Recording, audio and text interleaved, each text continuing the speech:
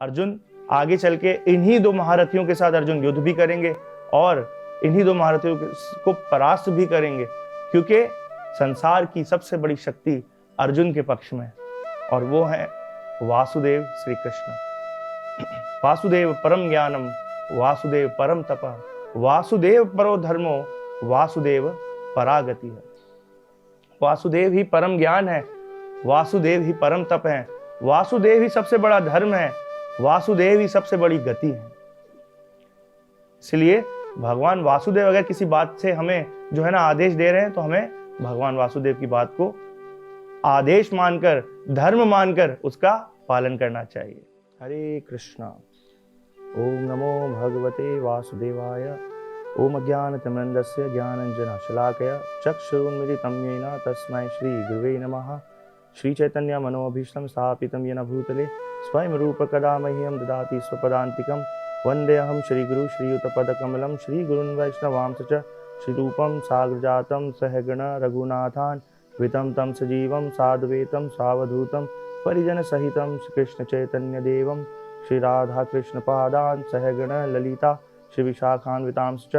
हे कृष्ण करुणा सिंधु दीनबंधु जगत्पते गोपेश गोपिकांत श्रीराधकांत नमोस्तुते। तप्त कंचन गौरंगे राधे वृंदावनेश्वरी वृषभानुसुत देवी प्रणमामि हरिप्रियाय। वंचकल्पतरुभ्यश्च कृपा सिंधुभ्यैव च पतितनं पावनेभ्यो वैष्णवेभ्यो नमो नमः। जय श्री कृष्ण चैतन्य प्रभु नित्यानंद श्री अद्वैत गदाधर श्रीवासादि गौर भक्तवृंदा। नारायणं नमस्कृत्य नरं चैव नरोत्तमं देवीं सरस्वतीं व्यासं ततो जयतमुदीरयेत्। नष्टप्रायेषु भद्रेषु नित्यं भागवत सेव्या भगवती उत्तम श्लोकैर्भक्तिर्भवति नैष्टिकी। हरे कृष्णा कृष्ण कृष्ण हरे हरे, हरे राम राम राम हरे हरे। गुरुदेव श्रीला मधुसूदन बापू जी की जय। गुरुदेव श्रीला भक्तिपाद की जय। परम गुरुदेव श्रीला प्रभुपाद की जय। श्री श्री राधा वृंदावन चंद्र बिहारी लाल की जय। श्रीमद् भगवद गीता की जय। हरे कृष्णा। सभी भक्तों का एक बार फिर स्वागत है गीता अमृतम की एक बार फिर से आज की कक्षा में हम सभी भक्तों का स्वागत करते हैं। आज हम अपनी कथा को वहीं से जो है आरंभ करेंगे जहां हमने अपनी कथा को विराम किया था, और भगवद गीता की वाणी को जहां हमने श्रवण करने का प्रयास किया था वहीं से अब हम अपनी कथा को आगे बढ़ाएंगे और अपनी कथा का प्रारंभ करेंगे। हरे कृष्ण। श्रीमद् भगवद गीता अध्याय 1 कुरुक्षेत्र के युद्ध स्थल में सैन्य निरीक्षण। श्लोका 26, श्लोक नंबर 26। तत्र पश्यत स्थितान् पार्थः पितॄनथ पितामहान् आचार्यान् मातुलान् भ्रातुर्पुत्रान् पौत्रान् सखीस्तथा शूशुरान् सूर्यदेश्चैव सेनयोरुभयोरपि। श्लोक अनुवाद। अर्जुन ने वहां पर दोनों पक्षों की सेनाओं के मध्य में अपने चाचा, ताऊओं, पितामहों, गुरुओं, मामाओं, भाइयों, पुत्रों, पौत्रों, मित्रों, ससुरों और शुभ चिंतकों को भी देखा। जैसा कि हम पहले चर्चा कर चुके हैं अपनी पिछली कक्षा में कि अर्जुन ने भगवान से ये जो है ना अनुरोध किया कि हे ऋषिकेश, हे अच्युत, मेरे कृपा करके मेरे रथ को दोनों सेनाओं के बीच में ले चलें। मैं दोनों सेनाओं में उपस्थित सभी योद्धाओं को देखना चाहता हूं जो युद्ध की आशा लिए इस कुरुक्षेत्र के मैदान में उपस्थित हैं। आप कृपया मेरे रथ को वहां ले चलें। भगवान श्री कृष्ण उनके रथ को ले गए और पितामह भीष्म और द्रोणाचार्य के सामने ले जाकर उनके रथ को भगवान ने खड़ा कर दिया। ये भगवान ने क्यों किया? क्योंकि भगवान को पता था अब अर्जुन विचलित हो रहे हैं और इनके जीवन की सबसे बड़ी बाधा यही है material attachment to the material relationship, attachment to material knowledge. संबंधों, सगे संबंधियों का मोह और ज्ञान का मोह, जिनसे जिन संबंध है और जिनसे ज्ञान प्राप्त किया है, ये दोनों बहुत बड़े ऑब्स्टेकल हैं जो अर्जुन के सामने इस वक्त उपस्थित हैं, और भगवान श्री कृष्ण इन दोनों ऑब्स्टेकल्स को खत्म करना चाह रहे हैं, इसीलिए उन्होंने इस रथ को यहाँ पर उपस्थित कर दिया। अब यहाँ पे अर्जुन जब पहुंचे तो अर्जुन जी ने देखा कि उनके सामने, उनके दोनों सेनाओं के मध्य में जब पहुंचे तो उन्होंने देखा कि उनके चाचा, ताऊओं, पितामहों, गुरुओं, मामाओं, भाइयों, पुत्रों, पौत्रों, मित्रों, ससुरों और शुभ चिंतकों को, इन सब को अपने सामने देखा। अब ये हम यहाँ पे हमें जो है ना जानना चाहिए कि अर्जुन कौन उनके मामा तुल्य है, कौन ताऊ तुल्य है, कौन ससुर तुल्य है। तो इसके बारे में श्रील प्रभुपाद बता रहे हैं, हम उस तात्पर्य से जानने का प्रयास करते हैं।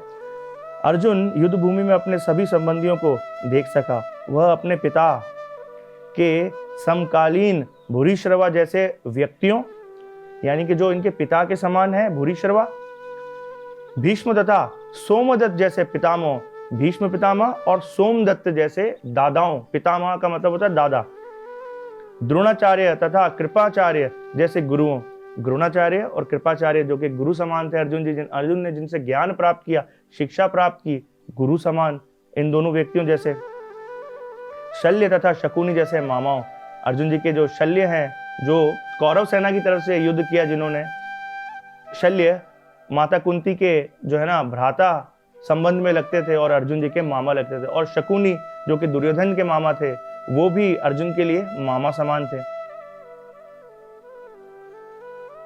दुर्योधन जैसे भाइयों, लक्ष्मण जैसे पुत्रों, दुर्योधन जैसे भाई, दुर्योधन क्योंकि संबंध में अर्जुन के भाई थे, और दुर्योधन के पुत्र लक्ष्मण जैसे पुत्रों,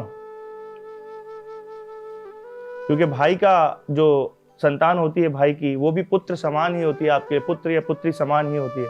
तो ऐसे व्यक्तियों को, ऐसे पुत्र समान जो है ना लोगों को भी उन्होंने देखा। अश्वत्थामा जैसे मित्रों, अश्वत्थामा क्योंकि उनके गुरु का पुत्र है, तो उनसे एक मित्रता का संबंध था अर्जुन का गुरुकुल में, तो अश्वत्थामा जैसे मित्रों को भी देखा।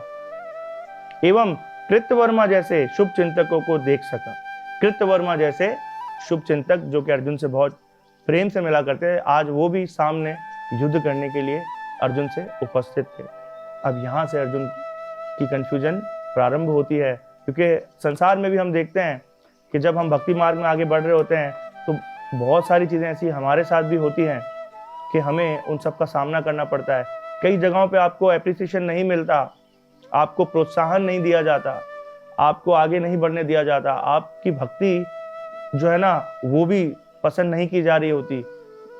ऐसा समय हर भक्त के जीवन में आता है। हमें इन सारी परिस्थितियों से लड़ना है और इन सब से युद्ध कर कर आगे बढ़ना है, तभी तो भगवान के मार्ग पर, सत्य मार्ग पर चल सकेंगे।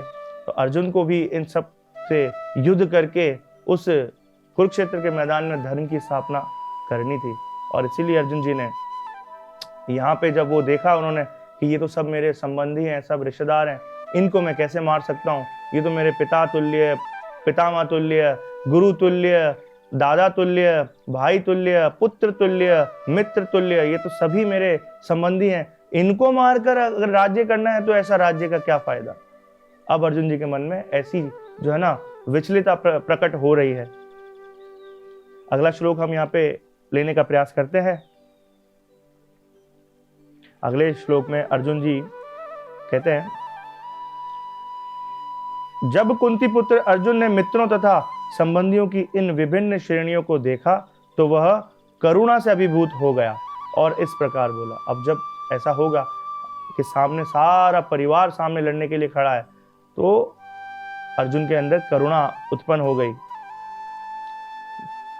करुणा आ गई, प्रेम आ गया, वात्सलता आ गई कि मैं इनको कैसे मारूं, मैं इनके साथ कैसे युद्ध करूं, इनसे अच्छा है मैं भीख मांगना पसंद करूंगा, मैं भीख मांग कर खा लूं, अगर इनको मारने से जो है ना मुझे राज्य मिलता है, मुझे ऐसा राज्य नहीं चाहिए। और उनके अंदर करुणा प्रकट होने लगी कि मैं क्या करूं, मुझसे ये युद्ध नहीं हो सकता, मैं ये युद्ध नहीं कर सकूंगा। अर्जुन वाच, आगे अर्जुन जी भगवान से कह रहे हैं, अर्जुन ने कहा, हे कृष्ण, इस प्रकार युद्ध की इच्छा रखने वाले अपने मित्रों तथा संबंधियों को अपने समक्ष उपस्थित देखकर मेरे शरीर के अंग कांप रहे हैं और मेरा मुंह सूखा जा रहा है। ऐसी स्थिति होती है। ऐसी स्थिति दो ही समय में होती है, या तो आप भक्ति में बहुत जो है ना आगे बढ़ चुके हैं और अष्ट सात्विक विकार प्रकट हो गए हैं आपके अंदर, तो आपके अंदर कंपन उत्पन्न होता है, या तो आपको बहुत भय लग रहा होता है, तब आपके शरीर में कंपन उत्पन्न हो जाता है। ये दो प्रकार की अवस्थाएं हैं जिनमें कंपन होता है। अर्जुन यहाँ पे क्योंकि बहुत भयभीत हो रहे थे, इस बात से भयभीत नहीं हो रहे थे कि मैं लड़ नहीं सकता हूँ, मुझे लड़ना नहीं आता। अर्जुन इस बात से हो रहे थे कि मैं अपने सगे संबंधियों से नहीं लड़ सकता। परिवार का भय था, अपनों का भय था। ये हम सब के अंदर ऐसी करुणा होती है, चाहे हमें कोई कुछ भी कह रहा हो, लेकिन हम ये कहते हैं नहीं, हमारा मित्र है, हमारा संबंधी है, मैं इसके साथ युद्ध नहीं कर सकता, मैं इसके साथ बुरा नहीं कर सकता। अर्जुन की भी यही परिस्थिति थी और मटीरियल अटैचमेंट्स अब अर्जुन के ऊपर हैवी आ रही थी। Attachment to the material relationship, ये सब अर्जुन को अब युद्ध करने से रोक रही थी और अर्जुन का मुंह सूख रहा है, शरीर कंपन हो रहा है और मुंह सूखा जा रहा है। अगला श्लोक यहां लेने का प्रयास करते हैं।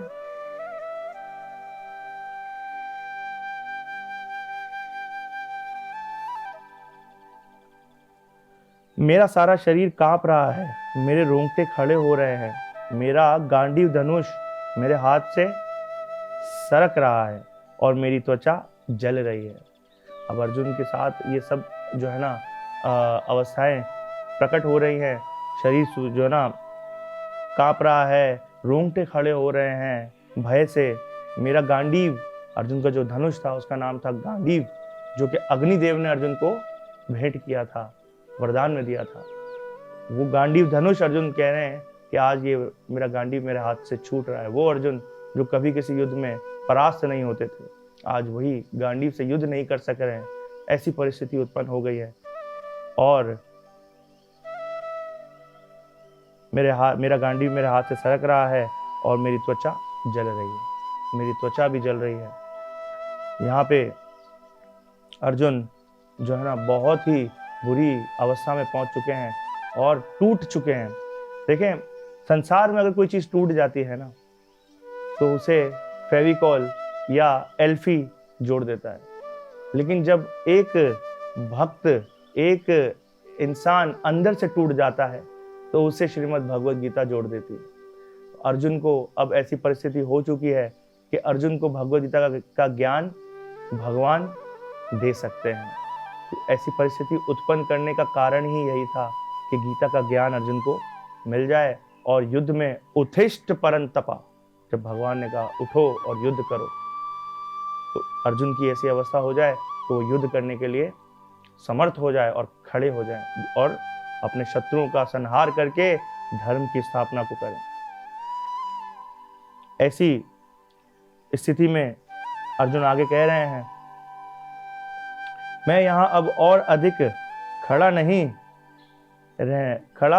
रहने में असमर्थ हूं, मैं अपने को भूल रहा हूं और मेरा सिर चकरा रहा है। हे कृष्ण, मुझे तो केवल अमंगल के कारण दिख रहे हैं। अब अर्जुन यहाँ पे भगवान श्री कृष्ण को एजुकेट करने का प्रयास कर रहे हैं। वो कह रहे हैं, अब मैं यहाँ ज्यादा खड़े रहने में असमर्थ हो रहा हूँ और मैं अपने को भूल रहा हूँ। मेरी जो है ना बुद्धि भी काम नहीं कर रही, मैं अपने को भी भूल रहा हूँ और मेरा सिर चकरा रहा है, मुझे चक्कर आ रहे हैं। हे कृष्णा, मुझे तो केवल अमंगल के कारण दिख रहे हैं, मुझे सिर्फ जो है ना अमंगल होता हुआ नजर आ रहा है कृष्णा। अब मैं जो है ना यहाँ खड़ा नहीं रह पा रहा हूं।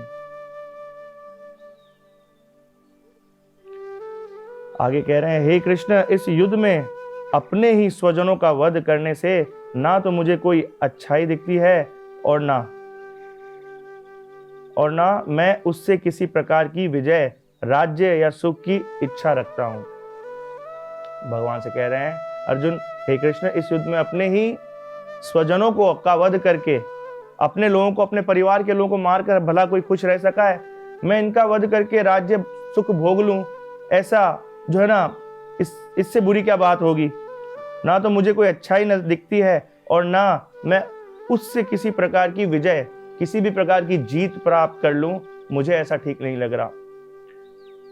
राज्य या सुख की इच्छा रखता हूं, इसको जो है ना, मैं उससे किसी प्रकार की विजय या राज्य का सुख भोगने की इच्छा नहीं रखता, अगर मुझे इनको मारना पड़ेगा।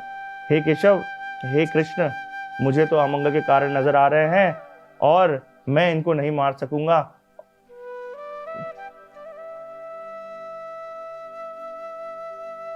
अगले श्लोक में कह रहे हैं, हे गोविंद, हमें राज्य सुख अथवा इस जीवन के से क्या लाभ, क्योंकि जिन सारे लोगों के लिए हम उन्हें चाहते हैं वे ही इस युद्ध भूमि में खड़े हैं। हे मधुसूदन, जब गुरुजन, पितृगण, पुत्रगण, पितामह, मामा, ससुर, पौत्रगण, साले तथा अन्य सारे संबंधी अपना अपना धन एवं प्राण देने के लिए तत्पर हैं और मेरे समक्ष खड़े हैं, तो फिर मैं इन सबको क्यों मारना चाहूंगा, भले ही वे मुझे क्यों न मार डालें। हे जीवों के पालक, मैं इन सबों से लड़ने को तैयार नहीं, भले ही बदले में मुझे तीनों लोग क्यों ना मिलते हों। इस पृथ्वी की तो बात ही छोड़ दें, भला धृतराष्ट्र के पुत्रों को मारकर हमें कौन सी प्रसन्नता मिलेगी। बड़े समझने की बात है। अब यहाँ पे अर्जुन ने भगवान को किन किन नामों से पुकारा है। सबसे पहले हे गोविंद, गोविंद का मतलब है इंद्रियों का मालिक। गो का मतलब होता है इंद्रियां और विंद का मतलब होता है इंद्रियों का मालिक। तो अर्जुन कह रहे हैं, हे गोविंद, हमें राज्य सुख अथवा इस जीवन में से क्या लाभ। ये राज्य सुख लेकर अर्जुन यहाँ पे पंडितों जैसी बातें कर रहे हैं और भगवान श्री कृष्ण को एजुकेट करने का, उनको ज्ञान देने की कोशिश कर रहे हैं कि देखें हमें इनको मारकर क्या लाभ मिलेगा। जब भला धृतराष्ट्र के पुत्रों को मारकर भी कोई लाभ मिल सकेगा, हमें कौन सी प्रसन्नता होगी, हम लोगों को कौन सी खुशी मिल जाएगी। अरे इनको मारने से अगर मुझे 3 लोग भी मिल जाए तो भी मैं इनको नहीं मारूंगा, फिर पृथ्वी की तो बात ही क्या। तो गोविंद कहकर भगवान को संबोधित करें, क्योंकि हे गोविंद, आप तो इंद्रियों के स्वामी हैं, आप इंद्रियों के मालिक हैं और मेरी इंद्रियां यहाँ पे जो है ना अभी कार्य नहीं कर पा रही सही से, मुझे समझ नहीं आ रही। आप मुझे जो है ना समझाएं, आप मुझे बताएं कि ये क्या ये ठीक है या नहीं है। गोविंद नाम से कहकर भगवान को इसलिए संबोधित किया जा रहा है। दूसरे नाम से पुकार रहे हैं, हे मधुसूदन। मधुसूदन का मतलब क्या है? मधुसूदन का मतलब है मधु, राक्षस को मारने वाला। मधु और कैटभ नाम के राक्षस हुए थे। ये वो राक्षस है जिन्होंने संसार में सबसे पहली हैकिंग की थी। वो हैकिंग क्या थी? ब्रह्मा जी के ज्ञान की हैकिंग। ब्रह्मा जी के ज्ञान को इन्होंने हैक करके छीन लिया था और भगवान श्री कृष्ण ने उस वक्त मधु और कैटभ नाम के राक्षसों का वध करके वेदों को दोबारा से ब्रह्मा जी को समर्पित किया था। तो इसीलिए भगवान श्री कृष्ण का नाम हो गया था मधुसूदन। इसलिए अर्जुन कह रहे हैं, हे भगवान, हे गोविंद, हे मधुसूदन, आप तो मधु राक्षस को मारने वाले हो। इस वक्त मेरे ज्ञान के ऊपर आक्रमण हो चुका है, आप मुझे भी, मेरे अंदर जो मधु नाम का राक्षस आ बैठा है, उस राक्षस का भी वध करें और मुझे इस परिस्थिति से बाहर निकालें। इन सब नामों से संबोधित करने का कारण यही है कि अर्जुन भगवान को अन्य अन्य नामों से पुकार रहे हैं। कभी ऋषिकेश कह रहे हैं, कभी मधुसूदन कह रहे हैं, कभी गोविंद कह रहे हैं। अन्य सारे संबंधी अपना अपना धन एवं प्राण देने के लिए तत्पर हैं और मेरे समक्ष खड़े हैं, तो फिर मैं इन सबको क्यों मारना चाहूंगा। भले ही वे मुझे क्यों ना मार, अगर वो मुझे मार भी देते हैं तो भी मैं इनको नहीं मारना चाहूंगा।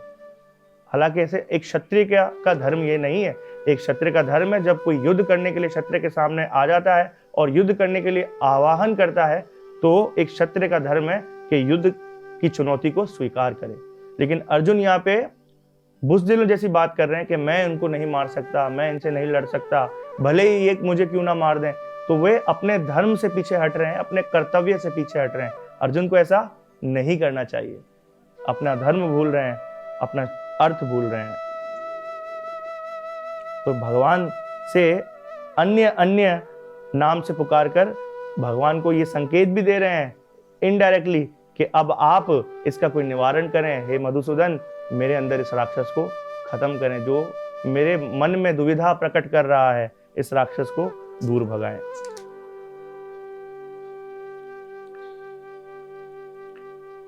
इस राक्षस का वध करके इस राक्षस को दूर भगाएं और मेरे ज्ञान को दोबारा से स्थापित कीजिए मेरे मन में, ताकि मैं जो है ना एक सही जो है ना फैसले पर एक सही